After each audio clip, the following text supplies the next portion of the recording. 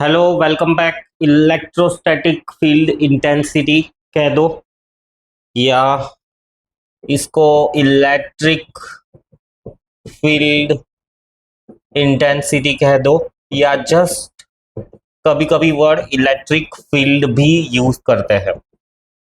So charges at rest electrostatics के चार parts में से सेकंड वाला पार्ट, पहला वाला पार्ट था इलेक्ट्रोस्टैटिक फोर्स, दूसरा वाला पार्ट है electrostatic field. So let us see what is the electrostatic field. So electric field को हम ऐसे डिफाइन करते हैं कि it is a area around the charge in which its influence is felt. So electric field ये एक theoretical topic है। इसका मतलब कुछ ऐसा ही है कि जैसे चार्ज पड़ा हुआ है तो इस चार्ज के आसपास में एक इमेजिनरी एरिया होगा। इमेजिनरी एरिया मतलब ऐसा कुछ एरिया, मे बी इससे बड़ा भी हो सकता है डिपेंडिंग अपॉन द चार्ज, जिसमें इस चार्ज का इन्फ्लुएंस फील होगा। इन्फ्लुएंस मतलब कि इस चार्ज की वजह से अट्रैक्शन या रिपल्शन फील होगा, राइट। तो लेट्स से ये एक चार्ज है तो इसकी वजह से इसका इन्फ्लुएंस जहां भी फील हो रहा है वो एरिया कितना बड़ा होगा।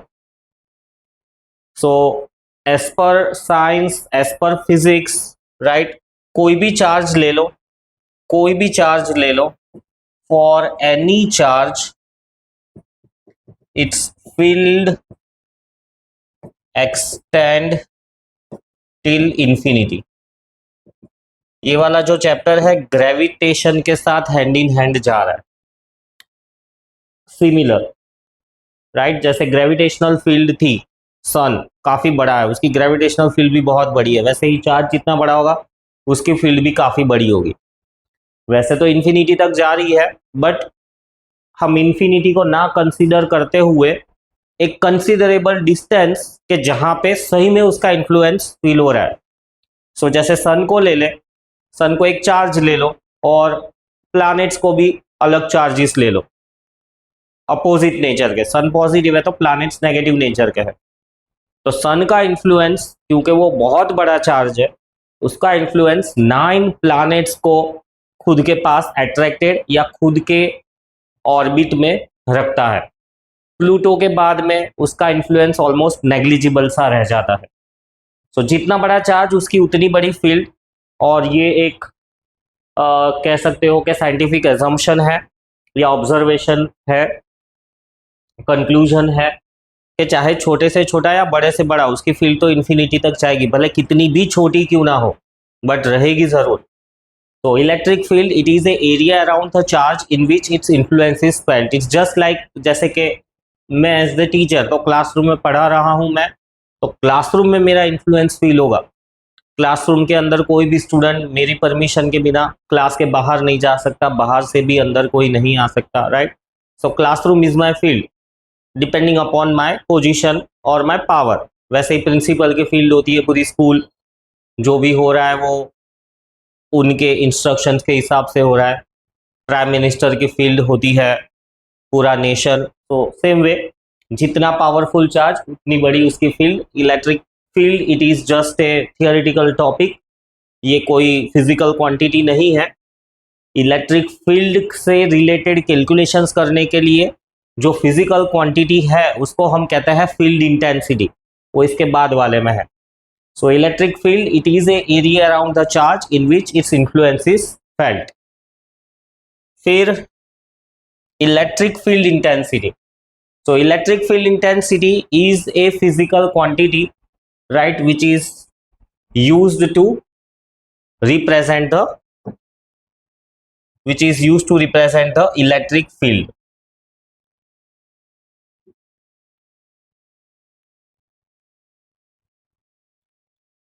Which is used to represent the electric field. So electric field intensity इसका नोटेशन है E करके उसके ऊपर बार, right. Electric field intensity it is a vector quantity, right. Electric field intensity इसका डेफिनेशन है, it is defined as a force experienced per unit charge. अब electric field और force के बीच का कनेक्शन, एक्चुअली फील्ड पता हो हमको तो वहां से हम फोर्स बहुत इजीली ढूंढ सकते हैं। पिछले वाले पार्ट में हमने पढ़ा कि दो चार्ज है, उनके बीच का फोर्स वगैरह वगैरह। अब इलेक्ट्रिक फील्ड का कंसेप्ट क्यों इंट्रोड्यूस करते हैं कि लेट्स से एक बहुत बड़ा चार्ज है, जैसे मैंने कहा सन, तो अब सन की फील्ड है। सो कोई भी एक पॉइंट पकड़ लो सोलर सिस्टम पे, कोई भी एक पोजीशन रख लो, तो उस पोजीशन पे सन की इंटेंसिटी कितनी है, उसका पावर कितना है, उससे हमको क्या पता चलता है कि उस जगह पर अगर कोई भी ऑब्जेक्ट आएगा तो उसको इतना खींचाव या इतना रिपल्शन फील होगा। So electric field intensity it is defined as a force experience per unit charge. इसका मतलब यही है कि लेट्स से ये एक गिवन वॉल्यूम या गिवन एरिया है, यहां पर एक बहुत बड़ा चार्ज क्यू पड़ा हुआ है, तो इस चार्ज की फील्ड होगी ये पूरे स्पेस में, राइट। अब लेट्स से मुझे इस पॉइंट पे ढूंढना है कि इस चार्ज की इलेक्ट्रिक फील्ड इंटेंसिटी इस पॉइंट पे कितनी है। अब ये ढूंढने से मेरे को क्या हेल्प होगा कि कोई भी दूसरा charge, let's say test charge घूमते घूमते इस पॉइंट पे आ जाता है, तो हमको पता चलेगा कि भाई इस चार्ज को कितना फोर्स फील होगा, और फोर्स ढूंढना है तो फिर बाद में जहां इस पॉइंट पे जितनी भी इलेक्ट्रिक फील्ड है, राइट, मल्टीप्लाइड बाय जो भी चार्ज की वैल्यू है। सो एक ये भी तरीका है, electric field is defined as force experience per unit charge. और दूसरा नजरिया इलेक्ट्रिक फील्ड को समझने का, मैंने कहा कि इलेक्ट्रिक फील्ड ढूंढ के हम फोर्स और फिर पार्ट 3 में जो पोटेंशियल है वो भी बहुत आसानी से ढूंढ सकते हैं।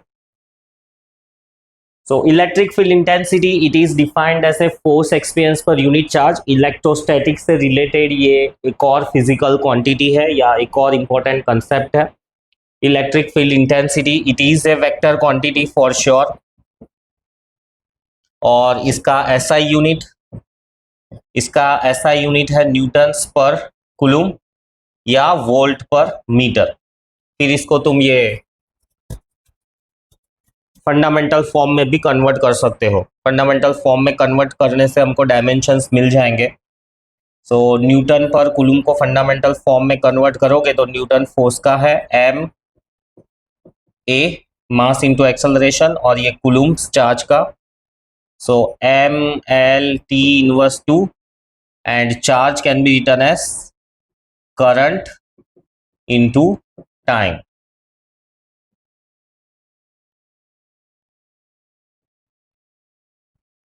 Yes, so M L T minus 3 a minus 1, ये इसका डायमेंशन फॉर्मूला हो जाएगा इलेक्ट्रिक फील्ड इंटेंसिटी का।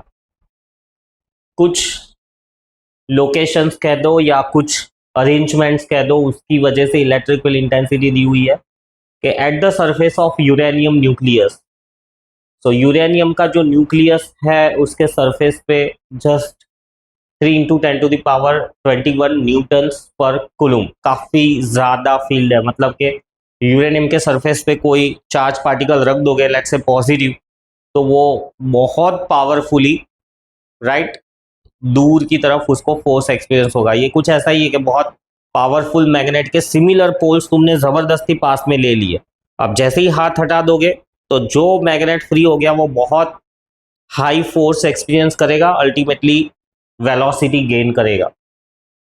सो electric field in different scenario. फिर direction of the electric field intensity, electric field is a vector quantity. Positive charge की वजह से जो भी फील्ड होती है उसको हम कहते हैं कि that is directed radially outward. Positive charge की वजह से फील्ड हम आउटवर्ड डायरेक्शन में दिखाते हैं। इसको तुम ऐसे भी कह सकते हो कि पॉजिटिव चार्ज अपने में से फील्ड बाहर फेंकता है, और नेगेटिव चार्ज की वजह से फील्ड अंदर की तरफ आती है। मतलब ऐसा कह सकते हो कि नेगेटिव चार्ज फील्ड अंदर की तरफ खींचता है। नेगेटिव चार्ज, राइट, की जो फील्ड है वो अंदर की तरफ होती है, और पॉजिटिव नेगेटिव दोनों को ले लो तो पॉजिटिव की वजह से फील्ड बाहर निकलेगी और नेगेटिव के अंदर जाएगी। ऐसा ये कुछ मैग्नेट के नॉर्थ साउथ जैसा ही कि भाई मैग्नेटिक फील्ड नॉर्थ से बाहर निकलेगी, साउथ में जाएगी, बट ये कंटिन्यूअस होती है, साउथ से नॉर्थ आएगी अंदर की तरफ, जबकि ये तो वन वे ही है, पॉजिटिव से जाएगी नेगेटिव पे खत्म हो जाएगी। सो electric field intensity is defined as a force per experienced charge, force per unit charge. Electric field intensity is the strength of the given charge at that point. ऐसा भी कह सकते हो, strength of the given charge at that point. Right, जैसे मेरी electric field intensity ढूंढो तो first bench पे मेरी इंटेंसिटी बहुत ज्यादा होगी, कोई भी बच्चा हिला डुला शरारत की तुरंत रिएक्शन आएगा। वैसे ही जैसे जैसे पीछे पीछे पीछे जाते जाएंगे, लास्ट बेंच पे मेरी इंटेंसिटी काफी घट गई। कि मोस्टली पढ़ा रहे हैं तो फर्स्ट बेंच पे ज्यादा ध्यान है, लास्ट बेंच लोगों के फेस के पीछे छुपे हुए रहते हैं तो ज्यादा सुपरवाइज नहीं हो पाते हैं। So electric field intensity, force per unit charge, electric field intensity, strength of the charge at that point, electric field intensity at a given point help us to find out the force. Electric field intensity due to positive charge is radially outward. Electric field intensity due to negative charge is radially inward. Dimension formula उसका SI unit. फिर electric field intensity due to a point charge. So electric field intensity due two point charge कैसे होगी? Let's say यहां पर एक charge पड़ा हुआ है Q और मुझे इलेक्ट्रिक फील्ड इंटेंसिटी ढूंढनी है at a point P which is located at a distance x from the charge, right. So कैसे मिलेगी मुझे electric field intensity point P पे? तो मुझे क्या करना पड़ेगा, पॉइंट P पे इलेक्ट्रिक फील्ड इंटेंसिटी ढूंढने के लिए एक टेस्ट चार्ज Q0 रखना पड़ेगा। ये वैसे तो एक डेरिवेशन भी है, तो असम्पशन भी इसके अंदर लिख सकते हो। क्वेश्चन कुछ ऐसा रहेगा कि to calculate electric field intensity at a point P located x distance away from Q, place a test charge Q0 at P. Therefore, force between Q and Q0 is K Q1 Q0 by distance का square, and therefore electric field intensity will be definition के हिसाब से force per unit charge, right? So K Q1 Q2 by x square divided by Q0, Q0 cancel, KQ by x square. So ये electric field intensity scalar form में मिल गई मुझे। But क्योंकि electric field intensity तो vector quantity है तो मुझे direction भी स्पेसिफाई करना पड़ेगा। सो इसी इक्वेशन को हम वेक्टर फॉर्म में भी लिख सकते हैं।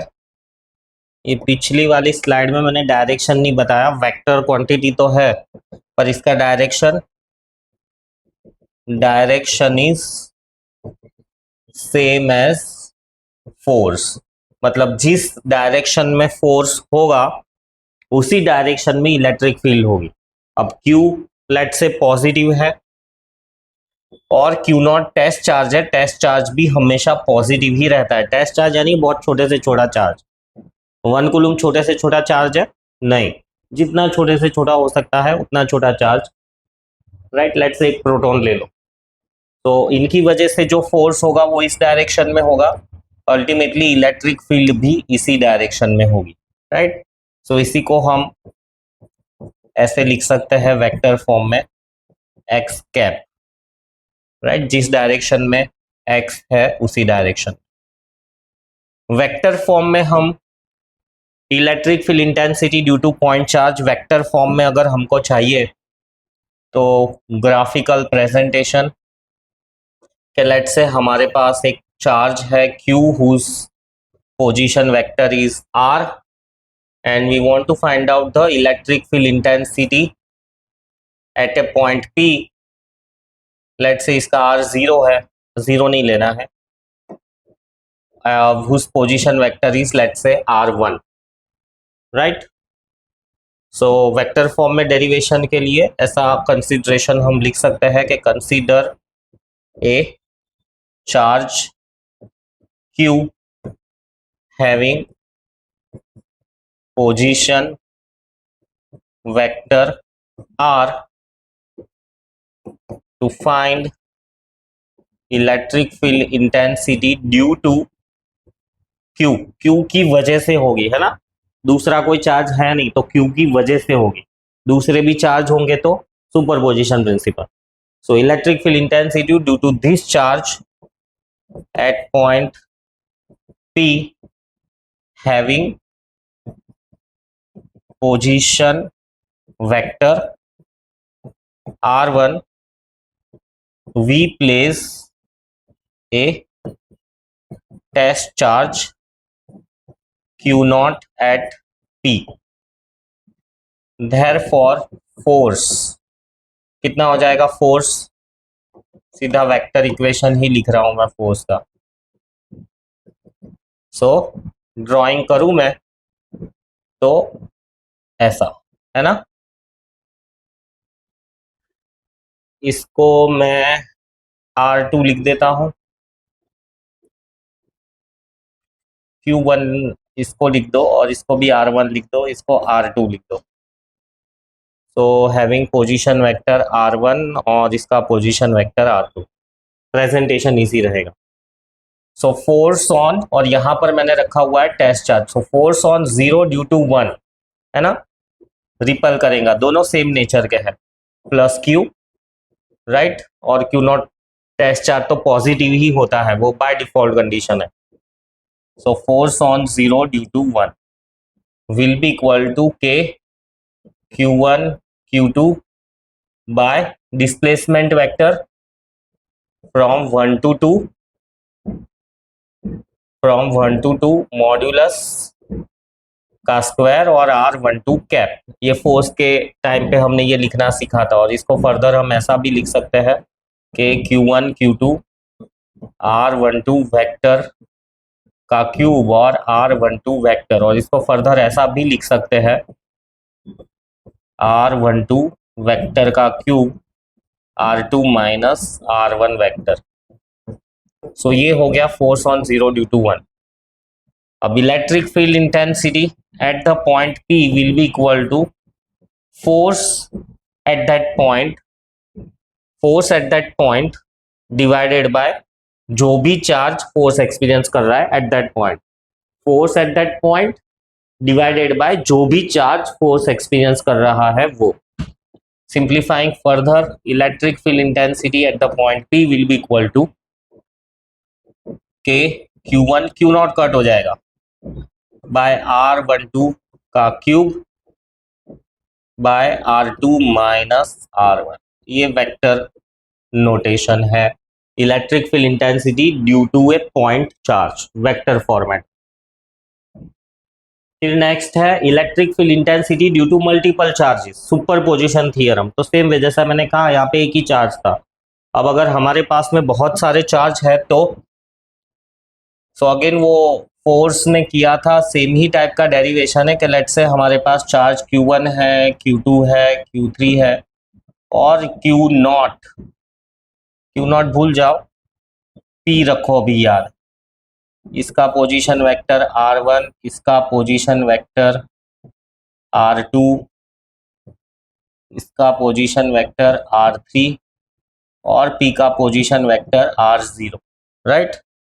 सो इसमें भी लिखेंगे कि to find electric field intensity at point P due to Q1 Q2 Q3, electric field intensity vector quantity है, so electric field intensity due to 1 plus due to 2 plus due to 3 vector addition होगा।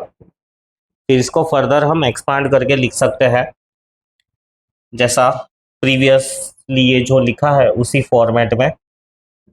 सो ये हो जाएगा E1 हम लिख सकते हैं के Q1 बाय R1 से लेके 0 तक उसका क्यूब और R0 minus R1 vector, right. ऐसा कुछ ड्रॉ करके बताऊं तो ऐसा, ये जो वेक्टर है ये होगा 1 से 0, डिस्प्लेसमेंट वेक्टर फ्रॉम 1 to 0, जिसका एक्सपांशन आएगा R0 minus R1। Same way E2 मिलेगा KQ2 बाय R120 वेक्टर का cube R0 minus R2 vector, और E3 का रहेगा KQ3 R30 का cube R0 minus R3 vector. और तीनों को अगर मैं ड्रॉ करके बता दूं तो ये ऐसा, ये हो जाएगा R, गलत, 2 से P तक का चाहिए ना, तो ये हो जाएगा R2 से 0 तक का डिस्प्लेसमेंट वेक्टर, और उसी तरह से Q से ना, तो ये हो जाएगा R3 से 0 तक का डिस्प्लेसमेंट वेक्टर, ऐसे। और फिर इसको समराइज करके लिखेंगे, E will be equal to, right, K common चला जाएगा, समेशन ऑफ QI 1 2 3, फिर नीचे आएगा RI0 वेक्टर का cube R0 minus RI vector. I starts from 1 and I belongs to natural number. So 1 2 3 4 ऐसे करोगे. So this is the expression for the superposition theorem applied to find electric field intensity due to multiple charges. फिर next है continuous charge distribution. Continuous charge distribution के बारे में already हमने electrostatic force में discuss किया हुआ है, बट डिटेल्ड वर्किंग नहीं की थी। अब हम डिटेल्ड वर्किंग देखेंगे। इस डिटेल्ड वर्किंग में इंटीग्रेशन एक बहुत बड़ा हिस्सा है, उसके अलावा स्मॉल एलिमेंट, ये जो वर्ड है स्मॉल एलिमेंट, इसको समझना है स्मॉल एलिमेंट क्या है, फिर वो स्मॉल एलिमेंट का conversion into the complete figure, मतलब डिफरेंशिएशन और का इंटीग्रेशन, वो समझना है। सो तीन तरह के चार्ज डिस्ट्रीब्यूशन थे हमारे पास, उसमें से एक है linear charge distribution. Linear charge distribution का करस्पॉन्डिंग फिजिकल क्वांटिटी है linear charge density. Linear charge distribution को रिप्रेजेंट करती हुई फिजिकल क्वांटिटी है linear charge density, denoted by lambda, which is defined as charge per unit length, और differential format में dq by dl, इतना हमने देखा था। और लीनियर चार्ज डिस्ट्रीब्यूशन सबको पता होना चाहिए, क्या है linear charge distribution. Linear charge distribution का मतलब लेंथ वाइज चार्ज है। सो ये जो है कैसे यूज करते हैं उसके लिए मैं एक एग्जांपल लेता हूं, और ये डेरिवेशन भी है, ये एक कंसेप्ट कह दो। काफी सारे कंक्लूजन्स फॉर्मूलाज मिलेंगे जिसको तुम डायरेक्टली एमसीक्यूज में एज ए शॉर्टकट भी यूज कर सकते हो। सो लीनियर चार्ज डिस्ट्रीब्यूशन का जो बेस्ट एग्जांपल है वो है, right, calculate electric field intensity at a point P located R distance from finite wire of length L having linear charge density lambda and of positive nature. So क्या है question का मतलब? Question का मतलब ऐसा है कि ऐसा एक लंबा वायर है और ये वायर पर पॉजिटिव चार्ज फैला हुआ है, वायर की लेंथ दी हुई है हमको L, चार्ज डेंसिटी है लैम्बडा, मुझे ढूंढना है electric field intensity at a point P। अब ये जो पॉइंट P है, एट ए पॉइंट P, और यहां पर एक वर्ड ऐड कर देता हूं मैं, unsymmetric location. Unsymmetric location, symmetric location मतलब एग्जैक्ट बीच में होता, मैंने ये अनसिमेट्रिक लोकेशन लिख दिया है, राइट। सो और ये भी दिया हुआ है कि point P is located at a distance R from the wire. So इसको सॉल्व करने के लिए हम क्या करेंगे, हम करेंगे कि काफी बड़ा वर्किंग होगा तो इसको थोड़ा छोटा छोटा कर देते हैं।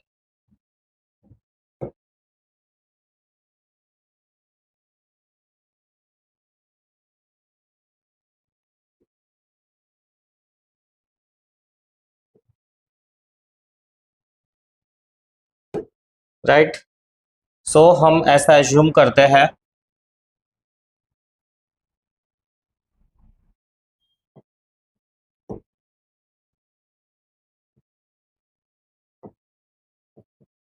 let us assume a small element of width dx from the dx located at distance x from foot of point P।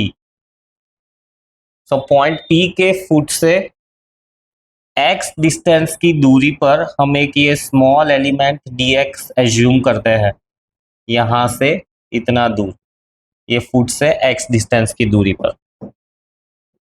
तो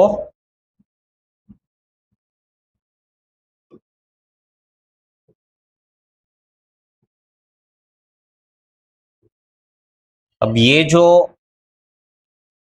एज्यूम किया है हमने एलिमेंट dx, मतलब पूरा वायर ना लेते हुए हमने एक छोटा सा टुकड़ा लिया है, एलिमेंट का मतलब बहुत छोटा सा टुकड़ा लिया है जिसकी चौड़ाई है dx, मतलब वायर था और उसका एकदम छोटा सा टुकड़ा, उसको हम कहते हैं स्मॉल एलिमेंट। अब हम क्या करेंगे कि स्मॉल इलेक्ट्रिक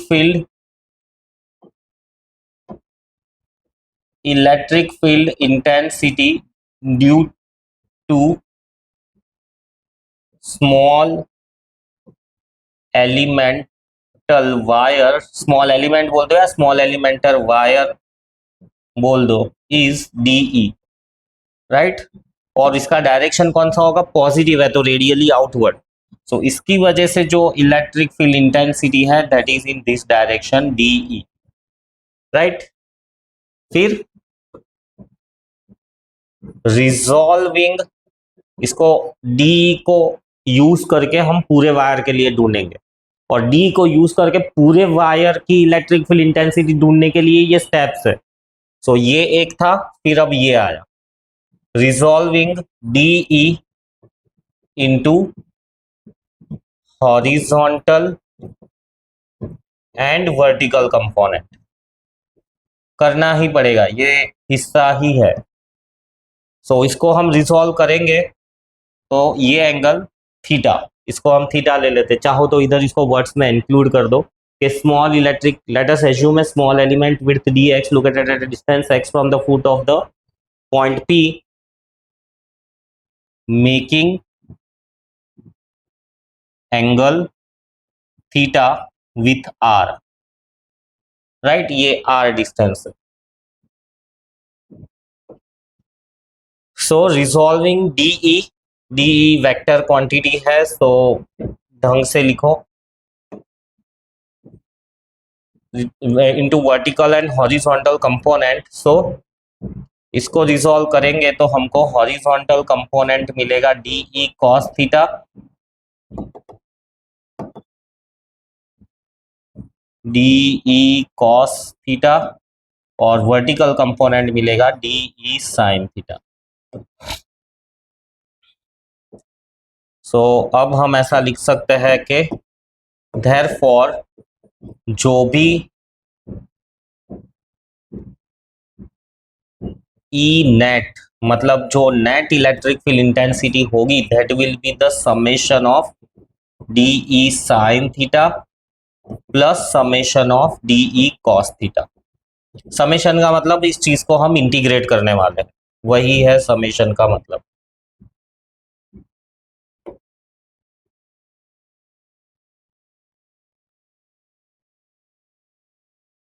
सो अब हम डी ई साइन थीटा को अलग से इवेल्युएट करते हैं, फिर डी ई कॉस थीटा को भी अलग से इवेल्युएट करेंगे। D E sine theta is equals to, D E की वैल्यू कितनी आएगी, पहले डी ई की वैल्यू ढूंढ लेते हैं। डी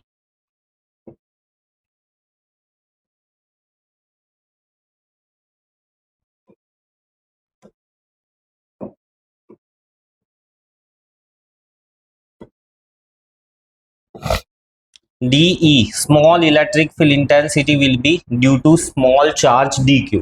ये जो छोटा सा एलिमेंट लिया हुआ है ना, उसके ऊपर जो छोटा सा चार्ज है DQ, उसकी वजह से इलेक्ट्रिक फील्ड इंटेंसिटी है। तो K चार्ज, डिस्टेंस का स्क्वायर कितना हो जाएगा, डिस्टेंस RX, सो हाइपोटेनियस ढूंढना है स्क्वायर रूट और इसका स्क्वायर, राइट।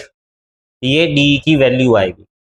अब इसके अंदर हम हमारा ये जो लीनियर चार्ज डेंसिटी का डिफरेंशियल फॉर्मेट है ये सब्स्टिट्यूट करेंगे, तो डी क्यू की जगह पे हम लिखेंगे लैम्बडा डी एल। ये सब स्टेप्स है, प्रोसेस है, मल्टीपल टाइम्स लिखकर करोगे तब जाकर दिमाग में बैठेगा, otherwise it's going to B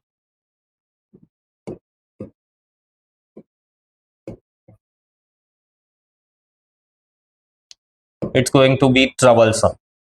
और बार बार लिख के प्रैक्टिस करो, क्योंकि न्यूमेरिकल्स में भी ये बहुत ही यूज होगा। अब हम ढूंढते हैं summation of D E sine theta, ढूंढो या कॉस थीटा, जो भी ढूंढना है पहले ढूंढ सकते हो। इट विल बी डी की value K lambda D L upon R square plus X square, right, sine theta. इसको फर्दर सिंप्लीफाई करें अगर हम, तो क्या हो जाएगा ये। अब इसमें क्या है कि इसका इंटीग्रेशन करना पड़ेगा, इज इंटीग्रेशन ऑफ दिस। तो इंटीग्रेशन में कांस्टेंट चीजें बाहर निकल जाएगी, वेरिएबल चीजें इंटीग्रेशन के अंदर रहेगी। और वेरिएबल चीजें इंटीग्रेशन के अंदर है, इन चीजों को इंस्पेक्ट करो कि कौन सी चीजें वेरिएबल है और कांस्टेंट है। के कांस्टेंट है 9 × 10⁹, उसकी वैल्यू कभी नहीं बदलने वाली है इंटीग्रेशन के बाहर। लैम्बडा चार्ज डेंसिटी भी कांस्टेंट है बाहर। डीएल डिफरेंशियल वेरिएबल है, आर बदलने नहीं वाला है, वो कांस्टेंट है, बट क्योंकि एक्स के साथ एडिशन में है उसको अंदर ही रखना पड़ेगा। साइन थीटा, थीटा भी बदलेगा, एलिमेंट यहाँ दिया है थीटा अलग है, एलिमेंट यहाँ सिलेक्ट करोगे थीटा बदल जाएगा, एलिमेंट यहाँ सिलेक्ट करोगे फिर से थीटा बदल जाएगा। अब यहाँ पर हमारे पास दो वेरिएबल है, एक्स भी वेरी कर रहा है और थीटा भी वेरी कर रहा है, और डिफरेंशियल वेरिएबल तो लेंथ है। सो इन चीजों को कंबाइन करना पड़ेगा। वो ट्रिग्नोमेट्री में क्वेश्चंस किए ना, एलिमिनेट थीटा। सो उस तरह से यहां पर जो अननोन वेरिएबल्स है थीटा, एक्स, उनको डिफरेंशियल वेरिएबल के साथ में कनेक्ट करना है। सो उनको डिफरेंशियल वेरिएबल के साथ कनेक्ट करने के लिए मैं ट्रिग्नोमेट्री का सहारा लूंगा। और इस ट्राइंगल में से हम tan थीटा लिखेंगे। अब उसमें स्पेसिफाई करने की जरूरत नहीं है, considering triangle A B C, और क्योंकि और भी बहुत कुछ है important. So tan theta will be equal to X by R, X will be equal to R tan theta. इसको डिफरेंशिएट करेंगे, differentiating with respect to X, तो dx will be equal to R constant है differentiation के बाहर, tan theta का differentiation sec square theta d theta, right. और अब इस चीज को इधर इंप्लीमेंट करो। सो K lambda integration of dl नहीं है, ये तो dx है, लैम्बडा dl, बट हमने तो dx, छोटा सा एलिमेंट dl, छोटा सा एलिमेंट dx, तो यहां पर ये dx आएगा। हमारा जो एजम्पशन है उस हिसाब से स्मॉल एलिमेंट हमारा dl नहीं dx है, सो हम dx लिखेंगे। तो यहाँ पर आएगा dx, यहाँ पर आएगा dx, राइट, यहाँ पर आएगा dx। तो k लैम्बडा dx को रिप्लेस करेंगे r sec square theta d theta, right. Numerator में साइन थीटा भी है, लिखना नहीं भूलना है, साइन थीटा।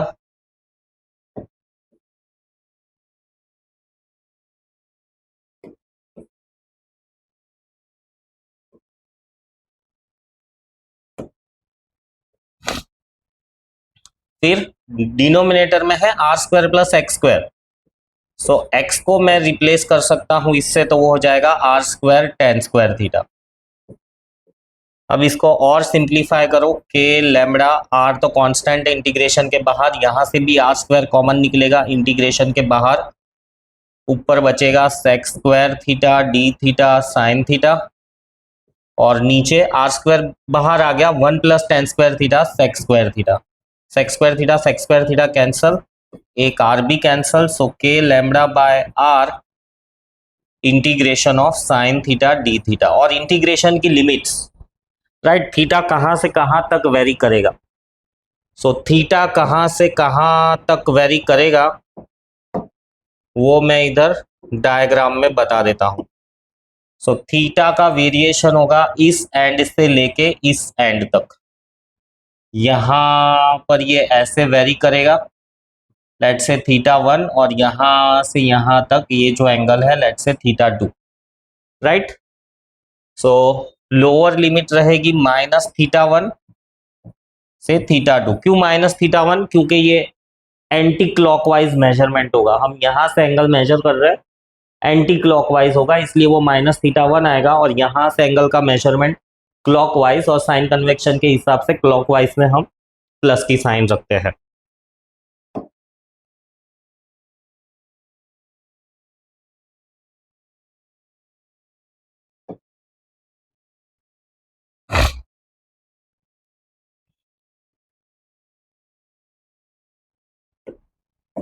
फर्दर सॉल्व करेंगे इसको, तो ये हो जाएगा K lambda by R integration of sine theta minus cos theta, है ना। So minus cos theta, integration को भी समझो, ये एक हिस्सा है, इसको हम कहते हैं integration based on assumption. Integration करोगे उसमें एक हिस्सा, इंटीग्रेशन कम से कम 200 पेज का चैप्टर है, थोड़ा ज़्यादा ही ले लो। 12th स्टैंडर्ड में इंटीग्रेशन बहुत बड़ा रोल प्ले करता है। So this is integration by assumption, और ये जो एजम्पशन किया है ये काफ़ी सारे डेरिवेशंस में यूज होगा। और यही असम्पशन नहीं होता है, काफी तरह के असम्पशंस होते हैं जिसके बेसिक मेथड्स है, वो इंटीग्रेशन में तुम लोग देखोगे, but this is one of the method of assumption in order to solve the integration. ये हो जाएगा K lambda by are. Limits को कैसे सब्स्टिट्यूट करते हैं, माइनस को मैंने बाहर निकाल दिया, लिमिट्स को ऐसे हम सब्स्टिट्यूट करते हैं, अपर limit minus lower limit. Maths में पढ़ा होगा कि कॉस फंक्शन जो है ना माइनस की साइन एब्जॉर्ब कर लेता है, तो ये माइनस कॉस थीटा 1 रहेगा, और ये माइनस को मैं अंदर ले लूंगा तो ये हो जाएगा cos theta 1 minus cos theta 2। सो ये आया मेरा समेशन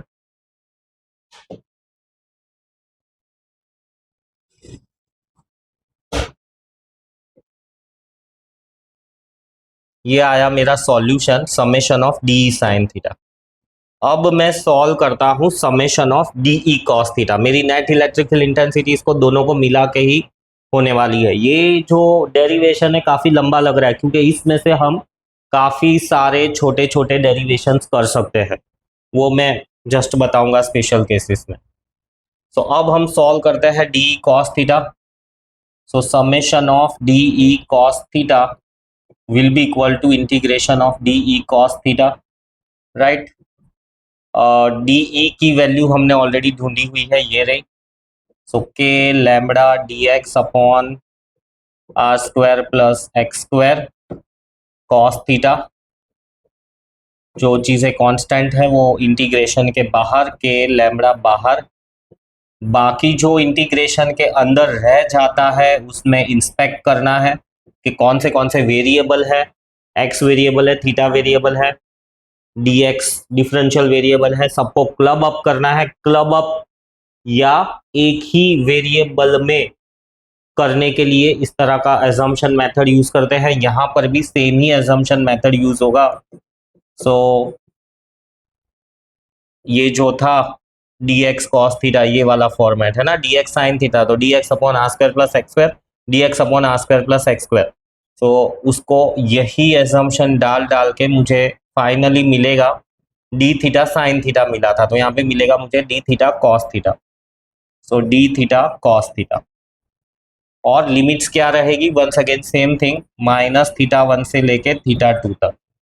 सो यहाँ पर मैं ऐसा एक एरो बना देता हूं जिसका मतलब है कि यही मेथड हमने फॉलो किया है।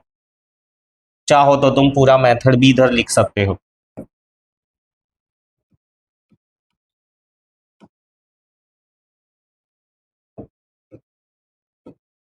सो ये हो जाएगा K lambda integration of cos theta sine theta, right, और साइन थीटा के अंदर लिमिट्स,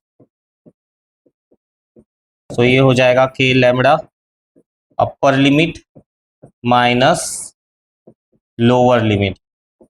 साइन नेगेटिव साइन को एब्जॉर्ब नहीं करता है। के लैम्बडा बाय आर, आर लिखना भूल गया इधर, इधर नहीं आएगा, D X by X square में यहाँ पर नहीं आता है, इधर आएगा, इधर भी आएगा, और इधर भी आएगा, इधर भी आएगा। साइन थीटा नेगेटिव साइन को एब्जॉर्ब नहीं करता है, तो ये होगा sine theta two plus sine theta one, right. ये आया मेरा summation of D cos theta. अब क्या आएगा फाइनल आंसर,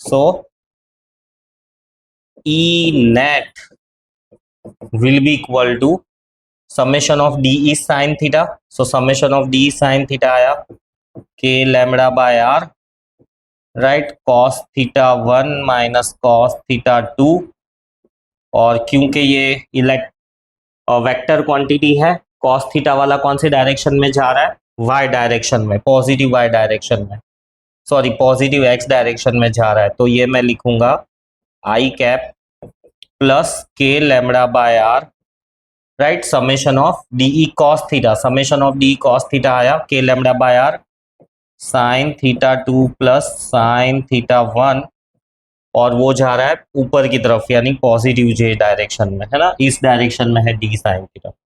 सो ये आई मेरी नेट इलेक्ट्रिक फील्ड इंटेंसिटी। अब इसको यूज करके काफी सारे हम स्पेशल केसेस बना सकते हैं। कौन से हैं वो special cases? So special cases के लिए यहां पर ये एक परफेक्ट फॉर्मूला आ गया, special cases. So special cases के अंदर पहला वाला केस जो है वो है कि P is at symmetric location. Symmetric location मतलब P एग्जैक्टली इधर बीच में सेंटर में है, तो तब क्या होगा, तब कुछ ऐसा होगा, P अगर सिमेट्रिक लोकेशन पे होगा ना, यहां पर एग्जैक्टली ये R, तो ये जो दोनों एंगल्स है वो दोनों एंगल्स सेम हो जाएंगे।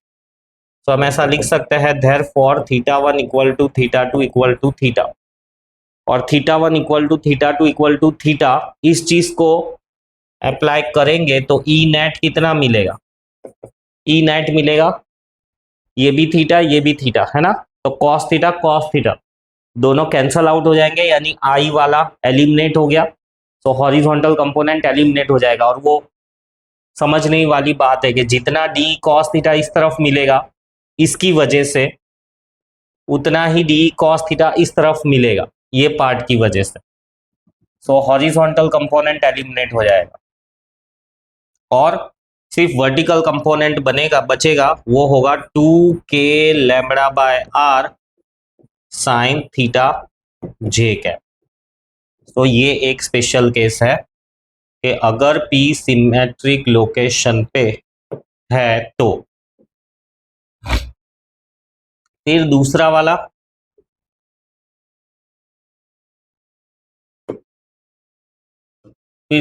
वाला स्पेशल केस क्या कहता है कि if wire is infinite,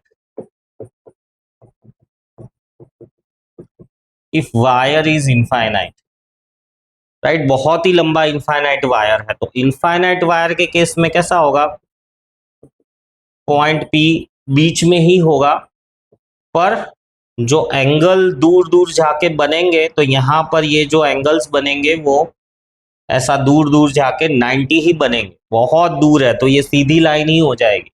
so therefore θ1 equal to θ2 equal to 90 degree, और इस चीज को अगर हम सब्स्टिट्यूट करेंगे तो ई नेट कितना मिलेगा, सो कॉस थीटा की जगह पे 90 रखो, कॉस 90 0 है ना, और यहां पर भी 0, साइन थीटा की जगह पे 90 डिग्री रखोगे तो साइन थीटा की जगह पे साइन 90 इज 1।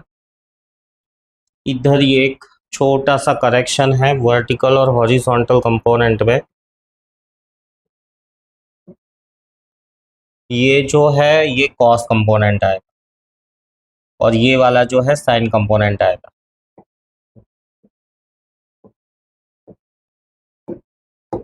ये जो था ना ये थीटा है तो ये वाला भी थीटा हो जाएगा, और ये थीटा होगा तो ये कॉस कंपोनेंट होगा और ये साइन कंपोनेंट होगा, सब कुछ सेम रहेगा।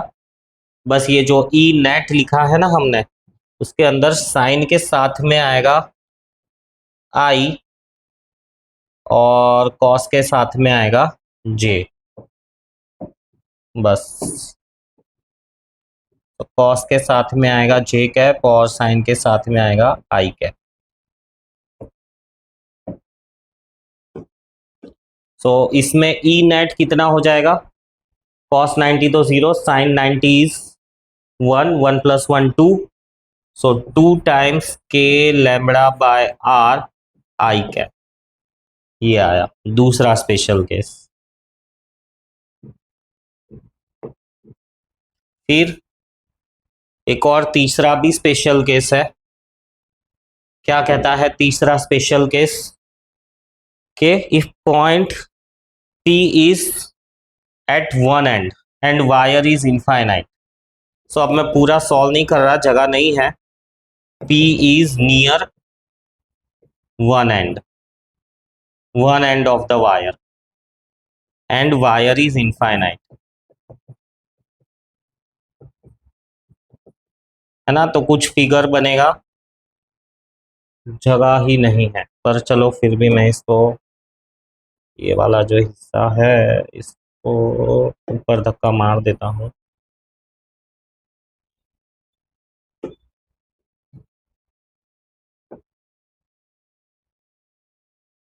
So P is near one end and wire is infinite, right?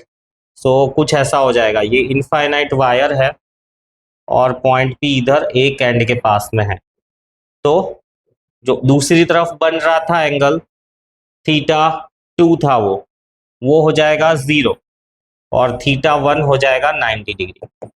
सो इस हिसाब से अगर मॉडिफिकेशन डालोगे तो क्या आएगा, E net will be equal to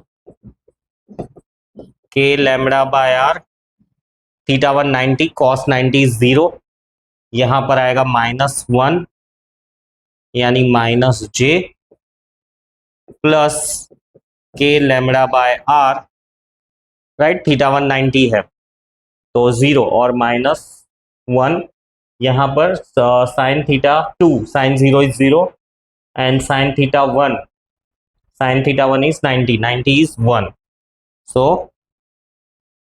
I cap. So ये आएगी नेट इलेक्ट्रिक फील्ड इंटेंसिटी। कब point P is near one end of wire and wire is infinite. वैसे ही वायर फाइनाइट लेंथ का है, लास्ट स्पेशल केस है ये।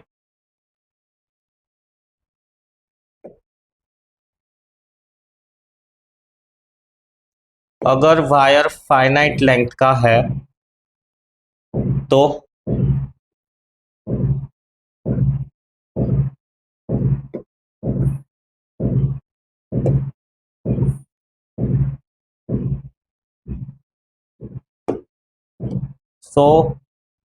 चौथा वाला special case, if wire is finite and P is near one and,